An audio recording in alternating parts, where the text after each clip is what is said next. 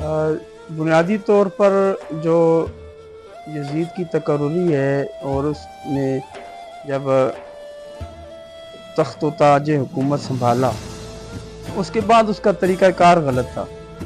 اس نے زبردستی جبراً بیعت لینے کا سلسلہ جاری کیا. تو جبراً تو کوئی حکومت بھی قائم نہیں رہ سکتی.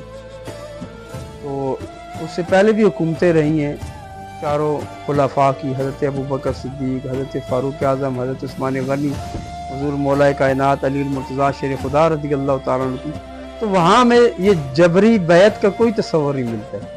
تو یزید نے تخت پہ بیٹھتے ہی حکم جاری کر دیا جنہوں نے میری حکومت تسلیم نہیں کی ہے ان سے زبردستی بھی ہو جیسے بھی ہو ان کی جو ہے نا وہ رضامندی اور بیعت مجھ تک پہنچائی جائے.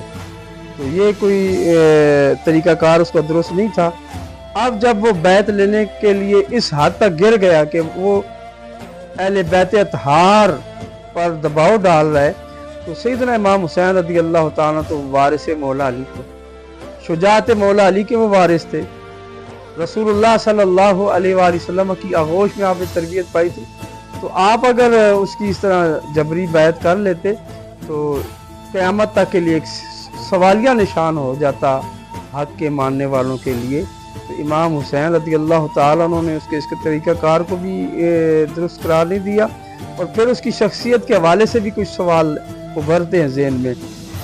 کچھ روایات ہمیں ملتی ہیں کہ یزید کے بارے میں سیدنا امام حسین رضی اللہ تعالیٰ عنہ نے فرمایا کہ ہم تو معدن رسالت ہیں، ہم اہل بیت نبوت ہیں، تو ہمارے گھر میں فرشتے اترتے ہیں، اللہ کی تجلی گاہ ہمارا گھر ہے، قرآن ہمارے گھر میں نازل ہوا ہے، یہ دین ہم پر آیا ہے، تو ہم کس طرح اس لادین شخص کی جس کے بارے میں روایات ملتی ہیں، مشہور ہے کہ وہ فاسق تھا، فاجر تھا، زانی تھا، شرابی تھا، بے نماز تھا، نمازوں کو قضا کر دیتا تھا، الغرض دیگر جو قباحتیں ہیں.